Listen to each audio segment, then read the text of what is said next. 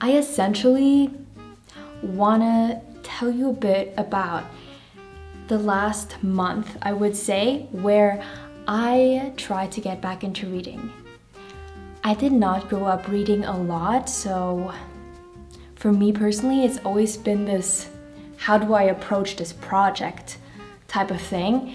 And I've had periods in my life where I had a reading habit, and what signifies the last couple of months, like the last 3 months, you know, it was like kind of a transitional period, but I heard someone say that we're always in transition in life, so I kind of am devalidating my experience.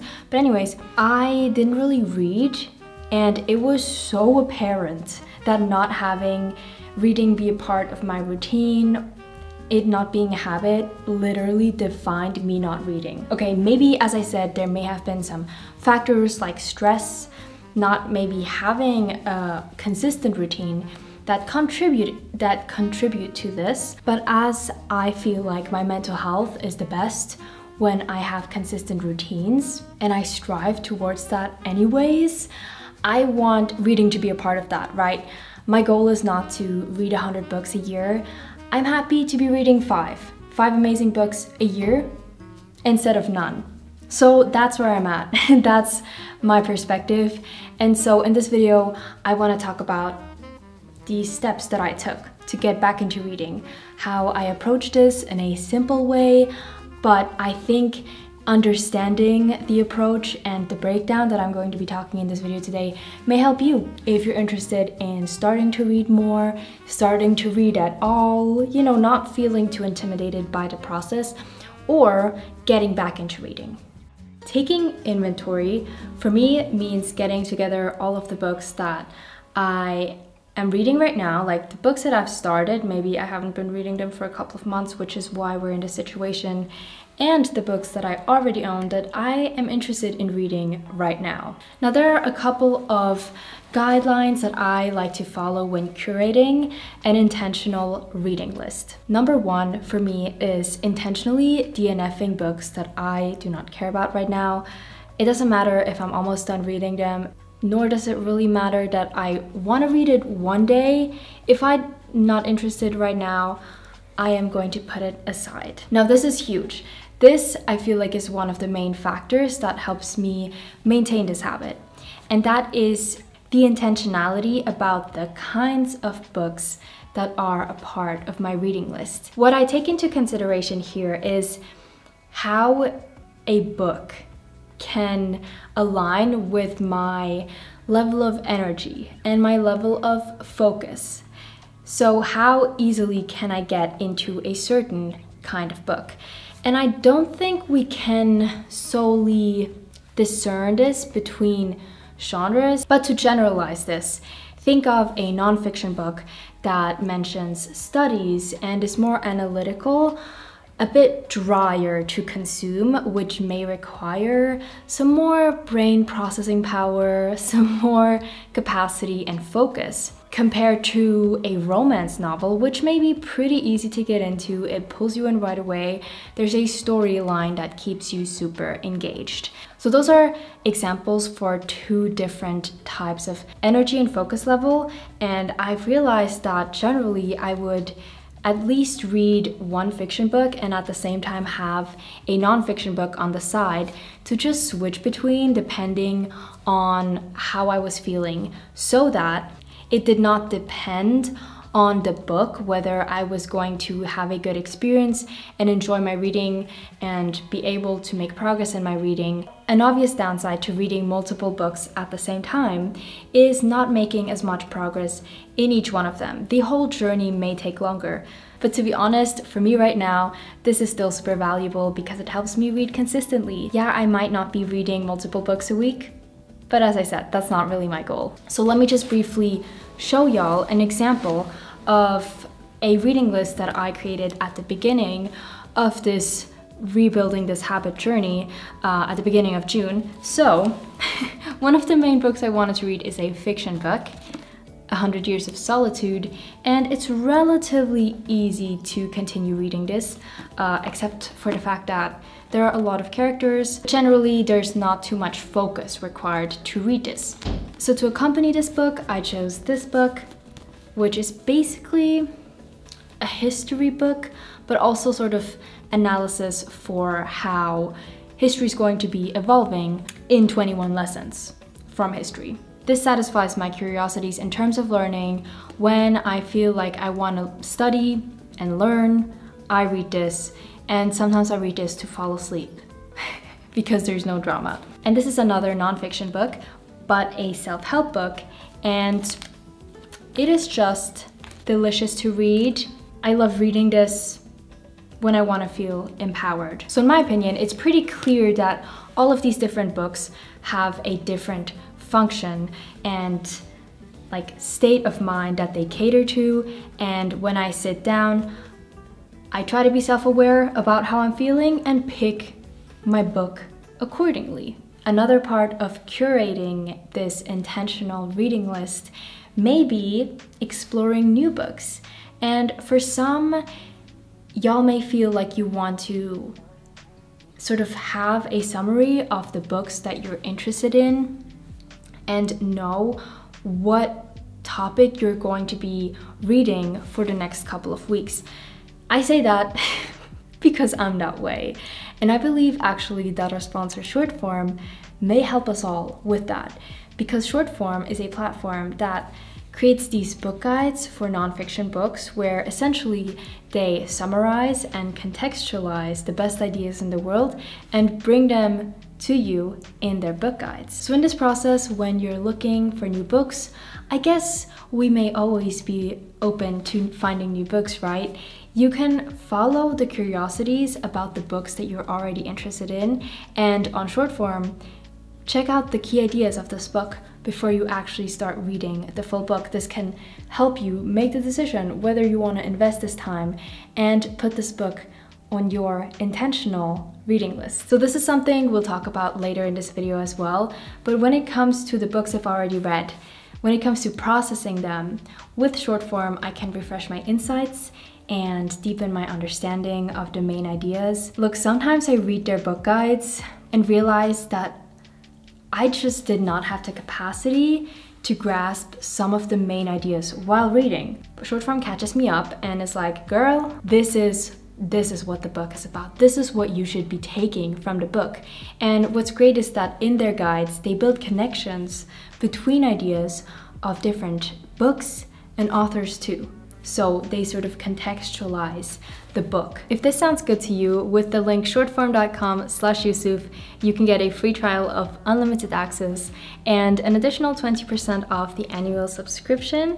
So go to shortform.com/Yusuf or click the link in my description box. Thank you to Shortform, and let's continue talking about building this habit.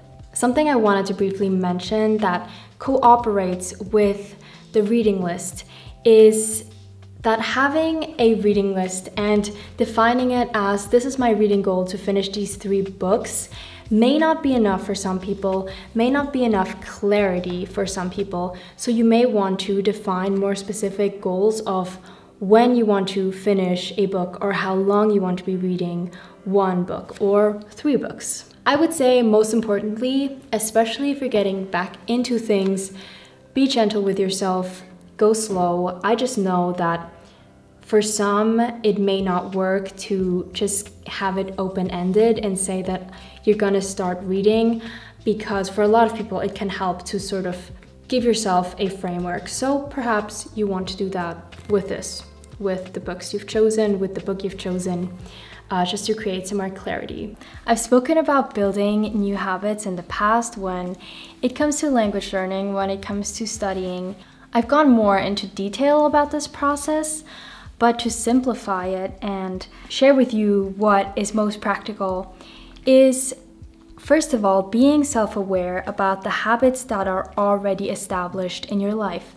So what are your habits? What is your routine? So what can help you get a good overview of your habits is writing out your day. And writing down all of the different habits that you have established, whether this was consciously or subconsciously. To get more specific, we want to attach a new habit to an existing one so that the existing one can be a trigger for the new habit. Or you could replace another habit with this new reading habit. For example, my example is that drinking coffee in the morning, making my coffee, my iced coffee, and then watching videos was my habit because the coffee gave me a certain timeline, right? It was like 30 minutes of slowly drinking this iced coffee and enjoying it where I was watching videos. So I replaced the watching videos with the reading, and so now when I have my coffee, I know book is ready. It sort of becomes this bundle in my life of coffee, books, pens to annotate. Ceremony of bringing these things together, sitting down in a cozy spot, whether it's on my balcony or on my sofa, is all a part of building this new habit and the trigger for this new habit. So again, have an existing habit that you would like to associate with the new habit or have as a trigger for the new habit.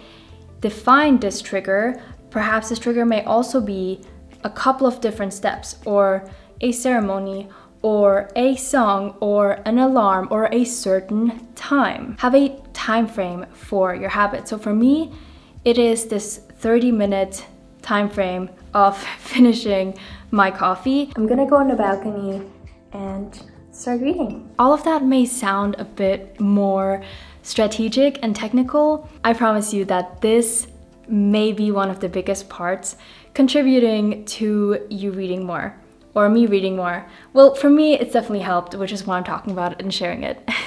Okay. I might have to talk about this next part in this set as well because I guess I'm not gonna move. Now that we know how we're building this habit, I would say one of the most important things for me and my whole reading experience is engagement. So what I define as engagement is, first of all, how connected I feel to the books I'm reading when I put them down and when I pick them up again. It's easy for me to get back into them because I'm still connected with them, because I engage with the books I read, whether that is during the reading or more after with, you know, analysis and summaries, for example, with short form. And also the value that I'm getting from the reading, which can on one hand be this information and education, but it can also just be all of the entertainment, all of the soothing and relaxation from the actual reading experience, no matter what you read, but especially probably from stories and getting lost in stories. That is a major value of reading, of course, as well. What I recommend for anyone is to, when you start a book, on the first page, write down the date that you started. I would say that's the most simple form. That's what I always do. What I do occasionally is track my reading digitally. So I have a reading tracker in Notion. I can link it down below. It's actually free. I love the idea of drawing your reading list. For example, people do this in their bullet journals or journals, and then once they start reading a book, they write in the title into like the book shape. And I guess when they're finished reading it, they draw it out or like they color it. That is so cute. That's another fun way to keep track of your progress. One thing that kept me more engaged this time around is I started setting daily goals for myself, and that can just be setting a daily like pages goal or just knowing that you always want to read 1 or 2 chapters. I would just pick the book that I felt like reading that day from my list and then stick a tab like where I wanted to read up to. And I think what also helps is knowing how long it takes you to read, because obviously you do want the habit to be contained in a time frame just so it's more sustainable, and start with a smaller time frame to begin with. I think I'll mention here that just overall it can be quite sorry, he's just staring at me. It can be quite overwhelming to start reading books sometimes, or continue reading books, or feeling Or sometimes we get to parts of a book that don't really pull us towards the end. And that is when setting yourself a goal of a certain page can really help you make small progress but meaningful progress over the long term. So you can set little daily goals, or when you start a book, which is something I like to do. I actually like to tab out. You can't really see them, they're not super obvious. Tab out the parts of the book or the chapters of the book just to break everything down and know that you can tackle this in smaller parts rather than 400 pages at once.